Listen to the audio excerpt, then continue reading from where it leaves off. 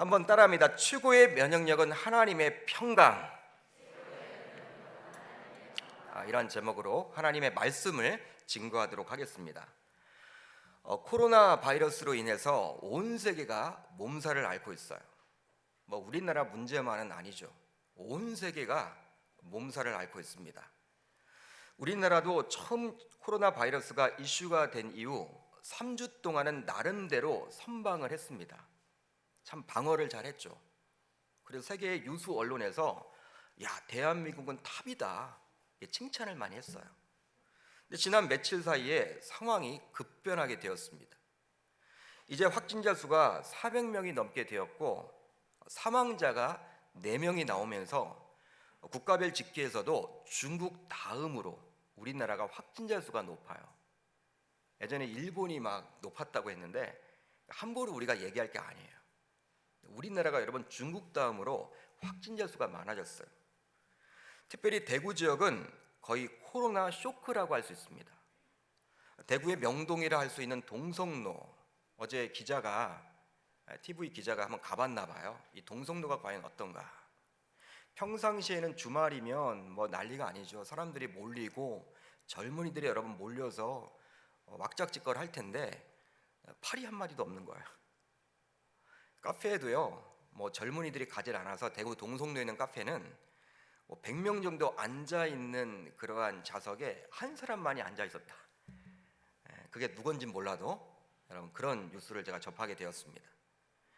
이런 코로나 바이러스로 인해서 사람들이 대외 활동을 모두 자제하다 보니 경제적으로도 굉장히 위축이 된 상태라고 해요. 요즘 백화점을 가보건 마트를 가보건 식당을 가보건 카페를 가보건 예전처럼 사람들이 많지 않다고 합니다. 심지어는 대중교통도 잘 이용치 않아요. 불안하죠.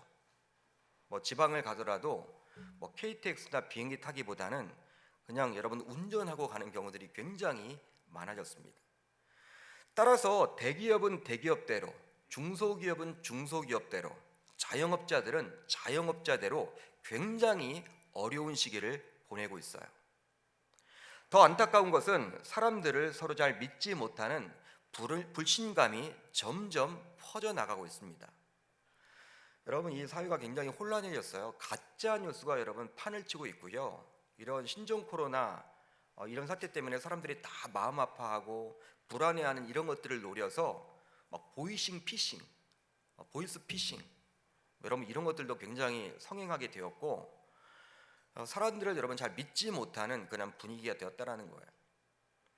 그러면서 행여나 언론을 통해서 자신이 다녀왔던 곳이 확진자의 동선과 일치되기라도 하면 시간차가 있음에도 불구하고 굉장히 두려운 마음을 갖기도 합니다. 물론 확진자와 직접 대면한 것이 아님에도 불구하고 굉장히 찜찜하고 두려운 나머지 어쩔 줄 몰라하는 분들이 점점 늘어나고 있어요. 어제도 우리 교회 근처 이 개봉동 일대 한번 난리가 났죠.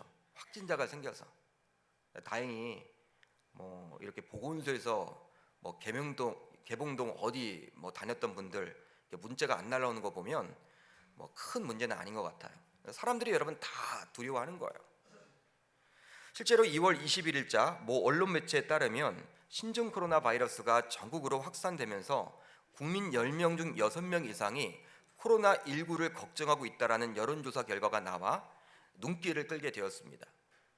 제가 계속해서 기사를 읽어드리면요, 한국갤럽이 지난 18일부터 20일까지 3일 동안 전국 성인 1,002명을 대상으로 코로나19와 관련해서 본인 감염이 얼마나 걱정된지를 물은 결과 매우 걱정된다가 32%, 어느 정도 걱정된다가 32%, 무려 64%의 분들이 걱정된다고 대답을 했다는 거예요. 별로 걱정하지 않는다 24%, 전혀 걱정하지 않는다 그런 사람도 있더라고요 12%. 사람이란 게 여러분 참 다양하죠. 12%는요 전혀 걱정을 안 해. 그러니까 이분들은 생각이 있는 건지 없는 건지도 잘 모르겠어요. 아마도 점점 코로나19 사태가 전국적으로 확산되면 될수록 사람들의 불안감은 더 심해지고 높아지지 않을까 생각을 해봅니다. 이렇게 코로나19 사태로 불안한 마음이 더 생기게 되자 사람들은 면역력에 관심을 갖게 되었어요. 여러분 무엇에 관심을 가지게 되었다고요? 면역력. 2009년도에 우리나라뿐만 아니라 전 세계를 강타했던 신종플루를 여러분 기억하실 거예요. 그때 굉장히 많이 죽었죠. 굉장히 많이 죽었어요. 그때는요 어린이들이 여러분 굉장히 많이 죽었어요. 그리고 2015년도에 중동에서 시작된 메르스, 그리고 2019년도 중국에서 시작된 코로나19까지 주기적으로 호흡기 관련 질환들이 생겨나고 있기 때문에 어느 때보다도 면역력의 중요성에 대해서 이야기들을 합니다. 사람들을 만나면요, 야, 면역력을 길러야 돼. 면역력을 길러야 돼. 맞는 말이에요, 여러분. 실질적으로 좀 상한 음식을 먹어도요, 조금 상한 음식을 먹어도요, 어떤 분들은 뭐 전혀 이상이 없어요. 근데 또 어떤 분들은 뭐 굉장히 설사를 하고 막 토사강난 일어나고 막 장염까지 걸리는 분들도 있죠. 여러분 그 차이가 뭡니까? 면역력이에요. 면역력이죠. 그렇다면 면역력은 뭘까요? 본래 면역력은 의학 용어입니다. 의학 용어예요. 바로 사람이나 동물의 몸 안에 병원군이나 독소 등의 항원이 공격을 할 때 이에 저항하는 능력을 바로 이야기하는 거예요. 그러니까 디펜스하는 거, 방어하는 능력이 바로 무엇이다? 면역력이에요. 막는 것이죠. 한마디로 어떤 세균이나 바이러스, 박테리아 등에 맞서 이겨내는 힘이 바로 면역력이라 할 수 있죠. 여러분 기본적으로 사람은 누구나 면역력을 가지고 있습니다. 사람은 누구나 면역력을 가지고 태어나요. 어릴 적에 이렇게 태어나게 되면요, 이렇게 모유 수유를 권장을 하잖아요. 왜 그럴까요? 엄마 여러분 젖이 그만큼 면역력이 있다라는 거예요. 아무리 여러분 좋은 사냥 분유를 먹인다 할지라도 이 면역력, 엄마가 주는 젖에 미치진 못하는 것이죠. 우리들은 보통 이 면역력을 기르기 위해서 강화시킬 수 있다라고 생각하는 것이 무엇이냐면 어떤 음식이나 약품을 통해서 면역력을 강화할 수 있다고 봅니다. 그러기에 면역력이 좋다라는 음식과 약품을 찾아서 먹고 복용하기도 하죠. 실제로 이미 우리나라 홍삼은요 세계적으로 끝내주는 인기 있는 제품이에요. 면역력을 강화시키는. 그래서 외국인들이 한국에 여행을 오게 되면 꼭 사가야 되는 것들이 있다고 그러죠. 그건 여러분 첫 번째가 바로 이 홍삼 제품들이라고 합니다. 그런데 제가 운동하는 곳에 이런 포스터가 붙어 있어서 한번 여러분 제가 소개를 해보려고 그래요. 어떤 포스터였냐면 결국엔 면역력, 결론은 운동. 아마도 이 코로나 사태가 심각해지니까 이 헬스장도 사람들이 잘 안 오는 것 같아요. 실내에다 보니까 사람들이 여러분 안 오니까 이렇게 여러분 딱 붙여놨어요. 어떻게 붙였어요? 결국엔 면역력, 결론은 운동. 그런데 아주 과학적이고 논리 정연하게 적혀져 있었습니다.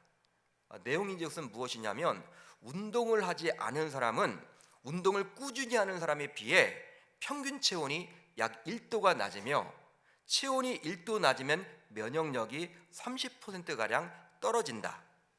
그렇기 때문에 중강도의 운동만으로도 정상 체온을 유지하여 면역력을 강화할 수 있다. 여러분 질병관리본부 코로나 예방 수칙이에요. 질병관리본부에서 코로나 예방 수칙으로 규칙적인 운동이 필요하다. 어떤 말이냐면 여러분 정상 체온이 몇 도입니까? 36.5도 정도 되죠. 여러분 36.5도에서 37도까지는 정상으로 보잖아요. 근데 운동을 전혀 안 하시는 분들은요 35도가 나온대요. 재보면 저체온이에요, 저체온. 근데 이런 분들은요 면역력이 약한 거예요. 정상 체온으로 올려야 된다. 여러분 이게 바로 의학적인 결과죠. 그렇습니다. 이런 바이러스를 이기려면 지속적인 운동을 함으로 면역력을 강화하는 방법밖에 없다라는 이야기예요. 네, 맞는 말이죠. 잘 먹기만 한다고 면역력이 강화되는 것은 절대로 아니며 오히려 규칙적인 운동이 굉장히 중요함을 저희들에게 이야기해 주는 거예요. 여러분 이렇게 우리의 몸, 즉 육의 면역력을 강화하는 방법에 대해서는 우리들 모두 관심을 가지고 있습니다. 관심을 가지고 있어요. 어떤 분들은 그래요. 잠을 잘 자야 된다. 숙면을 취해야 된다. 하루에 8시간씩 자야 된다. 그것도 여러분 맞는 말이에요. 근데 우리 육을 위해서라면 잘 먹어야 되고 이러한 시국에는 잘 먹어야 되고 잘 자야 되고 또 규칙적인 운동을 해야 된다. 여러분, 이것이 면역력을 강화하는 길이다. 여러분, 이렇게 이야기를 하면서 굉장히 시간과 물질의 투자까지도 아끼지 않아요. 육의 면역력을 위해서라면. 그러나 우리 인간은 아무리 육의 면역력을 증강시켜도 쉽게 무너지는 존재예요. 바로 염려, 걱정, 근심으로 인한 두려움 때문이죠. 실제로 이런 두려움이 생기게 되면요, 우리의 마음과 생각이 무너지게 되므로 우리의 육의 면역력까지도 약화하게 됩니다. 약해지게 돼 있어요. 주변에서 우리는 종종 접하게 되죠. 바로 아무리 육체적으로 건강한 사람일지라도 마음과 생각이 무너지게 되면 어떻게 돼요? 그렇게 건강했던 사람이 갑자기 아프게 되죠. 마음의 병이 생기게 되면, 마음의 근심이 생기게 되면, 생각이 병들게 되면 우리의 여러분 육도 병들게 되어 있다라는 거예요. 그만큼 우리의 마음과 생각을 지키는 것은 굉장히 중요합니다. 그러기에 솔로몬은 이렇게 권면해주고 있어요. 모든 지킬 만한 것 중에 더욱 내 마음을 지키라. 생명의 근원이 이에서 남이니라. 마음을 지키는 것에서 무엇이 난다? 우리의 생명의 근원이 나온대요. 여러분, 그만큼 우리 마음 지킴이 얼마나 중요한지 솔로몬은 이야기를 해주고 있죠. 또 시편 기자는 이렇게 권면을 해주고 있습니다. 그의 호흡이 끊어지면 흙으로 돌아가서 그날의 그의 생각이 소멸하리로다. 인간에게 있어 죽는 순간까지 생각은 함께함을 말해주고 있는 거예요. 즉 죽어야지만 생각도 사라진다라는 이야기입니다. 우리가 죽을 때까지 뭘 하게 돼 있다라는 거예요? 생각을 하게 되어 있다라는 거예요. 그러기에 어떤 의미로는 육을 지배하는 것이 바로 무엇이다? 생각임을 지금 시편 기자는 이야기해주고 있는 것이죠. 그렇습니다. 잘못된 생각이 마음속에 들어가게 되면요, 그것은 나쁜 행동으로 연결이 돼요. 나쁜 행동으로 연결이 돼요. 실제로 가룟 유다를 통해서 알 수가 있죠. 가룟 유다는 자신의 스승인 예수를 은 30에 팔아버리는 악행을 저지르게 되었습니다. 처음부터 그런 사람이 아니었을 거예요. 바로 다음의 구절을 통해서 어떻게 그가 그렇게 되었는지 우리가 살펴볼 수 있는데, 바로 요한복음 13장 2절을 보면 이렇게 나와 있어요. 마귀가 벌써 시몬의 아들 가룟 유다의 마음에 예수를 팔려는 뭘 넣었다? 생각을 넣었다. 그러니까 마음속에 예수를 팔려는 생각을 마귀가 넣은 거예요. 가룟 유다의 마음속에. 그러게 신절하면 마음과 생각을 잘 지킴으로 어떤 환경 가운데서도 요동함이 없어야 할 줄 믿습니다. 오늘 말씀은 빌립보서인데요, 바울의 옥중서신 가운데 하나예요. 즉 바울은 자신이 개척한 교회였던 이 빌립보 교회의 어려운 형편과 상황을 로마의 옥 안에서 듣게 되었습니다. 자신이 개척한 교회이기 때문에 바울은 이 빌립보 교회에 한 걸음 달려가서 그들이 처한 어려운 형편을 직접 돕고자 했지만, 왜? 관심이 있으니까. 자신이 개척한 교회에 어려움이 있다, 지금 힘들어한다, 직접 달려가서 돕고는 싶지만 그럴 형편이 못 되잖아요. 왜? 자신은 지금 로마의 옥 안에 갇혀 있기 때문에. 그래서 어쩔 수 없이 편지로나마 그들을 위로하고 격려했는데 그것이 바로 빌립보서라는 거예요. 특별히 빌립보 교회 일부 성도들은 사도 바울의 형편, 즉 로마의 옥 안에 갇힌 현실을 바라보면서 하나님에 대한 원망과 또 하나님에 대한 의구심도 갖게 되었습니다. 여러분, 왜 그러지 않을까요? 왜 그러지 않겠습니까? 바울이 무엇을 그리 잘못했느냐? 사도 바울이 뭘 잘못했길래 이렇게 지금 로마의 옥 안에 갇혀 있어야만 하는 것인가? 그가 잘못했다면 복음 전한 것밖에 없지 않나? 하나님 뭐 하시는 거야? 하나님 정말 살아계시다면 어떻게 복음을 전하려고 몸부림쳤던 그 사도 바울을 그 옥 안에 가둬 놓을 수 있단 말이야? 말이 되지 않는 거지. 하나님 없는 거 아니야? 여러분, 빌립보 교회 성도들 마음속에 이러한 불안함이 생기고 이러한 원망이 생기고 하나님 없다, 이런 사람들이 지금 점점 늘어나게 된 거예요. 아마도 옥 안에 갇힌 바울의 모습을 바라보면서 신앙 자체가 흔들리는 분들이 점점 늘어나고 있는 형편이었을 겁니다. 그런데요, 오늘 말씀을 보게 되면 사도 바울은 마음과 생각에 전혀 요동함이 없어요. 사도 바울을 바라보는 빌립보 교회 성도들은 불안함이 있고 하나님에 대한 원망이 있고 하나님 정말 계시는 건 맞냐 의구심을 가지고 있는데, 오히려 지금 오간에서 생활을 하고 있는 바울의 입장에서는 오늘 말씀을 쭉 읽어보셔도 그렇지만 어떤 요동감이 전혀 없다라는 거예요. 우리와 동일한 하나님이신 예수 그리스도를 믿지만 바울은 우리와는 다른 모습을 보여주고 있습니다. 실제 바울은 오늘이라도 죽을 수 있는 형편이었어요. 당시 바울은 로마 황제의 기분에 따라서 오늘이라도 사자밥이 될 수도 있는 형국이었죠. 이미 많은 신자들이 복음 하나 때문에 형장의 이슬로 사라져 버렸기에 바울의 경우에도 그리 될 수가 있었습니다. 여러분, 누구의 마음이었냐면 생사여탈권이 누구에게 달려있냐면 하나님에게 달려있지만 여러분, 겉으로 보기에는 로마 황제에게 달려있는 거예요. 로마 황제가 아침에 일어나서 기분이 나쁘면 야, 사도 바울 죽이자 하면 죽는 거예요. 여러분, 하루하루가 얼마나 불안할까요? 이 죽음에 대한 여러분 두려움. 바울은 여러분 그런데 오늘 말씀을 보게 되면 그런 두려움이 없었던 거예요. 역시 바울은 영적인 내공이 대단했음을 알 수가 있습니다. 빌립보서를 깊이 묵상해 보아도 마음과 생각에 요동함이 전혀 없어요. 즉 전혀 흔들리지 않습니다. 오히려 자신의 상황을 걱정하는 빌립보 교회 성도들에게 다음과 같이 권면을 해주고 있죠. 오늘 말씀 4절을 같이 봅니다. 시작.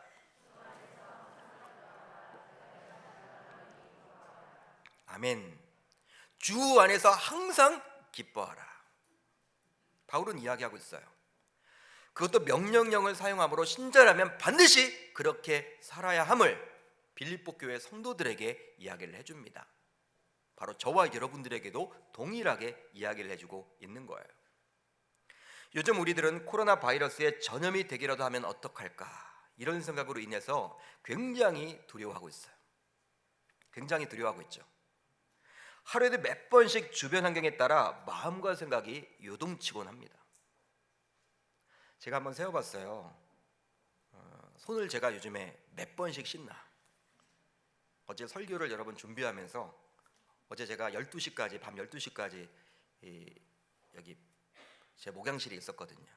1시까지 있었구나. 새벽 1시까지 여러 가지 준비해야 되고 막 정리할 것이 많아서 제가 새벽 1시까지 있었어요. 1시까지.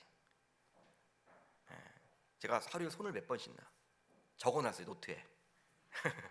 별걸 다 해보죠. 굉장히 여러분 저도 많이 씻더라고요. 이제 여러분 많이 씻더라고요. 되도록이면 여러분 손을 씻고 손 소독제로 소독도 하고 뭘 할 때마다 그렇게 하고 있는 나의 모습들을 바라봤습니다. 야, 나도 그렇구나. 참 죽기는 다 싫어하는구나. 천국에 간다고는 하면서도 굉장히 여러분 우리를 두려워하잖아요. 하루에도 몇 번씩 주변 환경에 따라 마음과 생각이 요동치죠. 혹시 내가 사는 주변에 확신자가 생겨나면 어떡하지? 이런 마음으로 하루에도 몇 번씩 뉴스에 집중해요. 하나님의 음성에 집중하기보다는 세상 뉴스에 집중하는 나 자신의 모습들을 우리가 발견하지 않습니까, 여러분? 요즘에 아직 전염이 된 것도 아님에도 불구하고 주변에서 들려오는 소식만을 듣고도 굉장히 위축된 삶을 살고 마음과 생각에 두려움으로 가득 차 있기도 합니다. 제가 한 주간 동안 교회에 있어 보니까 여러분 뭐 소식들을 많이 듣잖아요. 이 소식 저 소식. 근데 여러분 좋은 것들보다는요 대부분 여러분 부정적이고 힘들고 어렵고 염려 걱정 근심이 있고 두려움이 있고,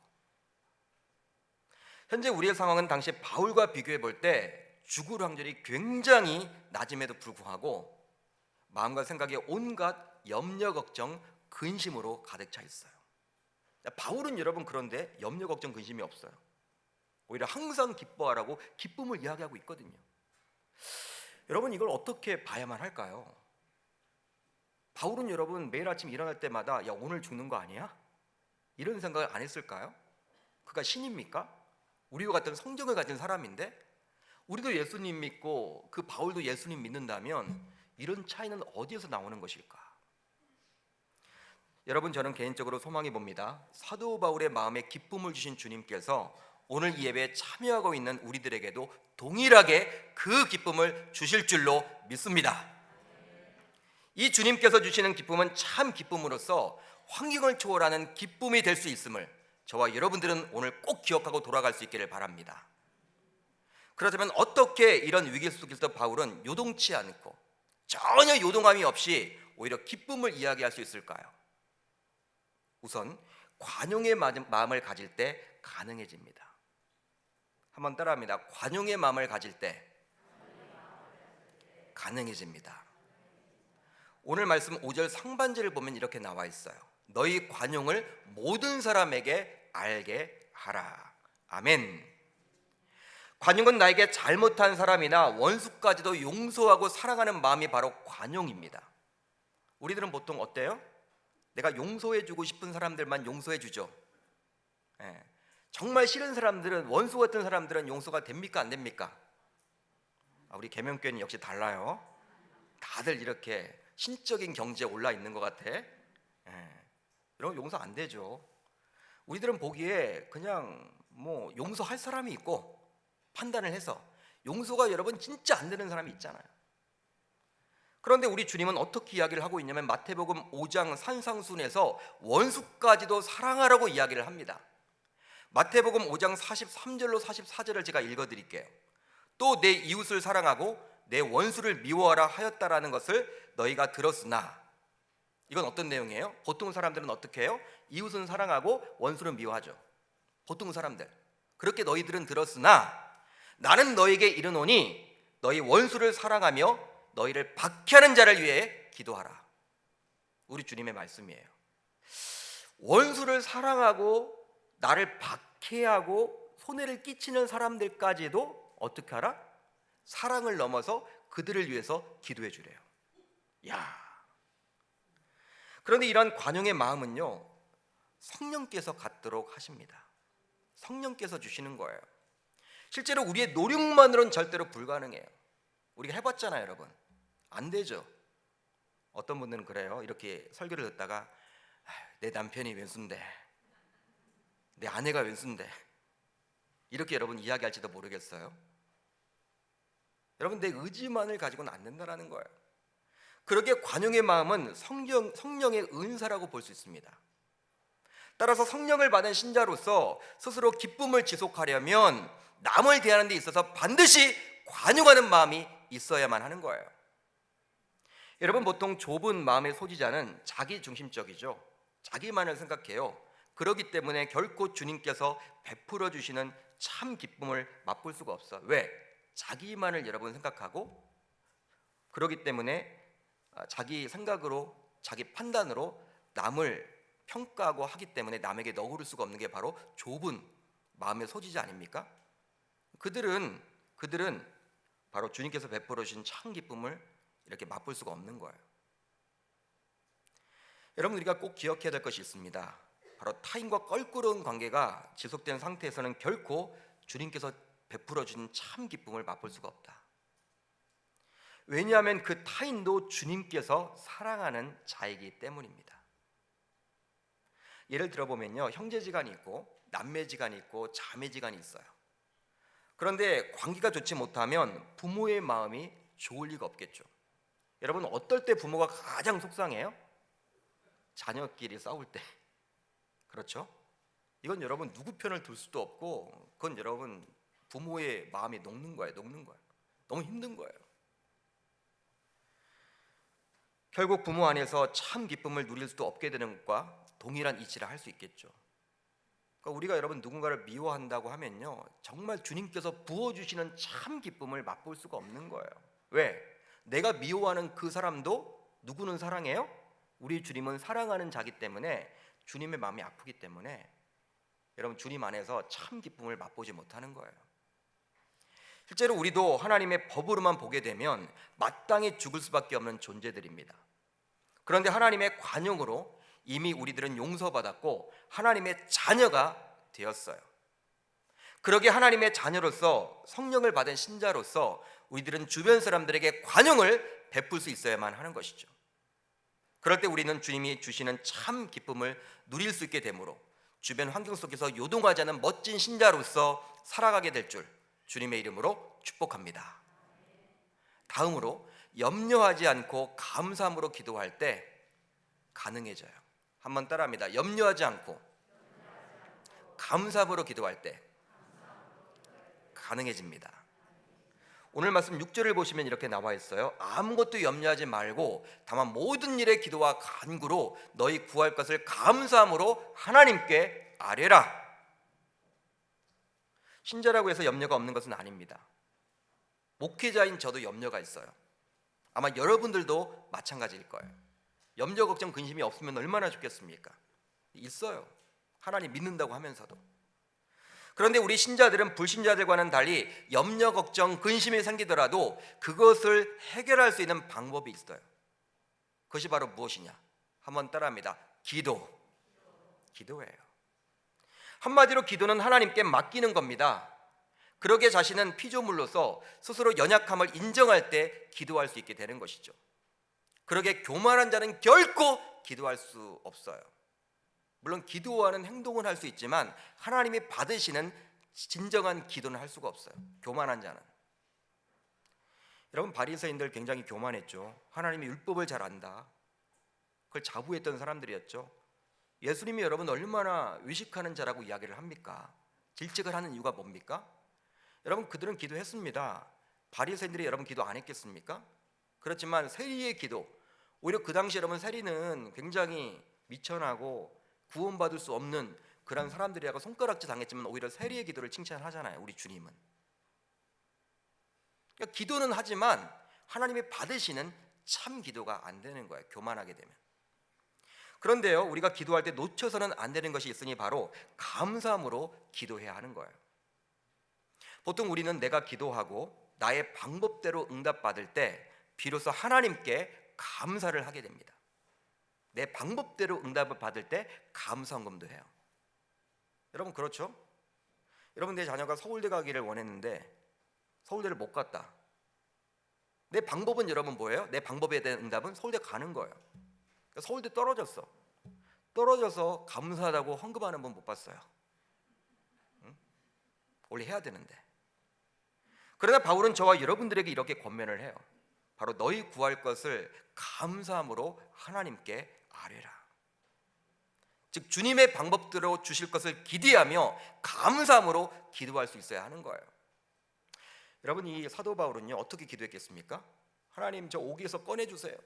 너무 힘들어요. 언제 죽을지 모르는 그 두려움 속에서 있습니다. 저 복음 전해야 되니까 빨리 저를 꺼내주세요. 이렇게 여러분 기도하지 않았을 거예요. 자기 방법대로 기도하지 않았을 거예요. 오히려 감사했겠죠. 그 안에서도 오간에 있으면서도 그는 감사했을 거예요.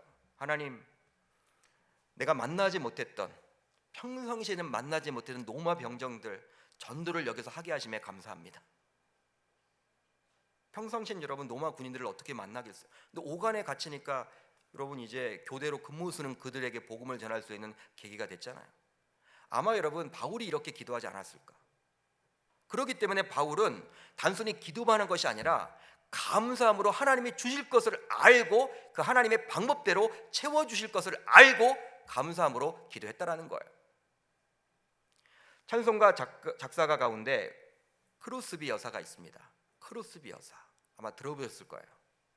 이분은 1820년 3월 24일 미국 뉴욕주 푸르남 카운티에서 출생하게 되었는데요.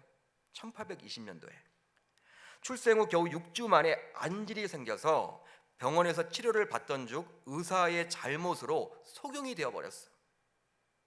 그 당시 여러분 의료가 발달했겠습니까?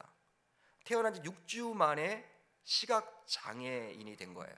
못 보게 된 거예요.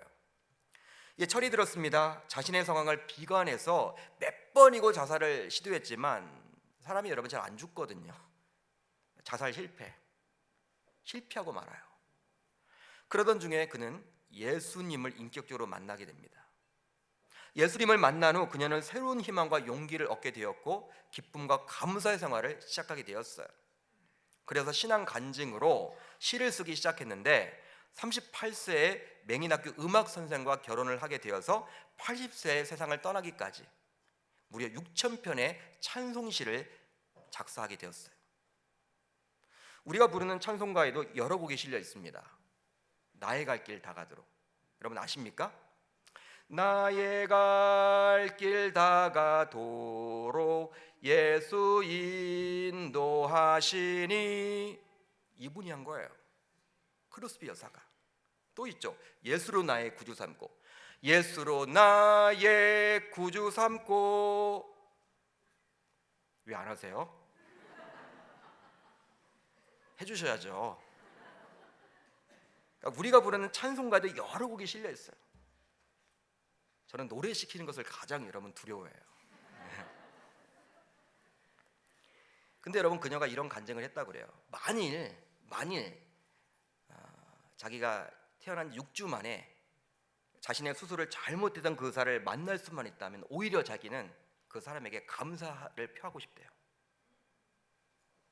크로스비 여사가 그런 간증을 했어요. 여러분, 우리랑 다르죠. 우리가 보기에는 절대로 감사할 수 없는 상황 형편이지만 크로스비 여사는 바울과 같이 어떤 조건을 바라보고 감사하지 않았음을 알 수 있는 겁니다. 그렇습니다. 실제로 기도하게 되면요, 창조주인 우리 주님께 모든 염려, 걱정, 근심을 맡겼기 때문에 주변 형편과 상황에 요동치 않고 진정으로 기뻐할 수 있는 거예요. 이것을 믿을 수 있기를 바랍니다. 여러분, 이런 영적 원리를 바울은 깨달았기 때문에, 알고 있었기 때문에 오간에 있어 죽음을 앞둔 염려 속에서도 전혀 요동치 않고 오히려 기쁨을 이야기하고 있는 거예요.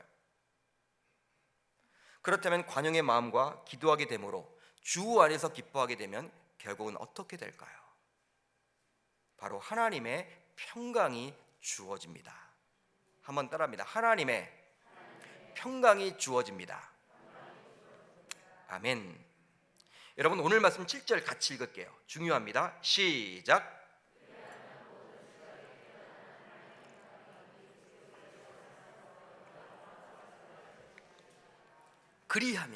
그리하면 결론이죠, 여러분. 모든 지각에 뛰어난 하나님의 평강이 그리스도 예수 안에서 너희 마음과 생각을 지키시리라. 아멘. 지켜주신대요. 결과적으로 주 안에서 기뻐하게 되면 하나님으로부터 평강을 받게 되는데요, 이 하나님의 평강이 우리의 마음과 생각을 지켜주십니다. 할렐루야. 사랑하는 성도 여러분, 이 세상의 유한한 평강이 아닌 무한한 하나님의 참 평강이 우리의 마음과 생각을 지켜주시는데, 우리의 마음과 생각에 어떠한 요동함이 있을 수 있단 말입니까? 아마 마음과 생각에 염려, 걱정, 근심이 생기려 해도 하나님의 평안이 마음과 생각을 지켜주시기에 그 염려, 걱정, 근심이 뿌리내지지 못하고 모두 튕겨져 나아가게 될 줄 믿습니다. 그러기에 이 세상을 살아가면서 최고의 면역력은 바로 홍삼이 아니에요. 규칙적인 운동이 아닙니다. 숙면이 아니에요. 비타민 C가 아니에요, 여러분. 바로 하나님의 평강이 최고의 면역력이 될 줄 믿습니다. 여러분, 코로나 바이러스로 인해서 굉장히 두려우세요? 어떠세요? 무서우세요? 염려, 걱정, 근심이 여러분 많으십니까? 걱정이 되시죠? 뉴스만 바라보면. 오늘부터 하나님의 자녀로서 바울이 오간에서 누렸던 이 하나님의 진정한 평안을 소유하게 됨으로 말미암아, 여러분, 바울은 진짜 언제 죽을지 모르는데, 우리 걸리지도 않았잖아. 걸리지도 않았는데 지금 두려워하는데, 바울은 진짜 여러분 죽게 돼 있어요. 언제 죽을지 몰라요. 딱 여러분 날짜가 정해졌으면 오히려 그 날짜까지는 평안하겠지만, 이 아침에 여러분 눈을 뜰 때마다 얼마나 두렵겠어. 오간에서 야, 오늘 죽는 거 아니야? 그렇지만 그렇지 않았잖아요. 이 하나님의 평강이 그의 마음과 생각을 지켜주셨기 때문에. 따라서 오늘부터 하나님의 자녀로서 바울이 오간에서 누렸던 이 하나님의 진정한 평안을 소유하게 됨으로 말미암아 어떤 환경 속에서도 일희일비하지 마시고 이 위기를 지혜롭게 이겨낼 수 있기를 주님의 이름으로 축복합니다. 여러분, 나의 생사여탈권은 하나님에게 달려 있는 거예요. 하나님이 주신 참 평안, 진짜 평안. 세상도 여러분 평안을 이야기하죠. 평안을 이야기하죠. 근데 그런 평안은 일시적인 거예요. 그렇지만 우리 주님은 진짜 평화예요. 진짜 평화. 샬롬. 그 샬롬의 은혜가 우리 마음속에 가득 차 있음으로 말미암아 우리의 마음과 생각을 지켜주심으로 말미암아 코로나 바이러스가 더 확진되고 확산되더라도 여러분 영적인 내공을 쌓아서 바울과 같이 오히려 남들을 위로하고 격려할 수 있는 멋진 기독교인들 다 되시기를 주님의 이름으로 축복합니다.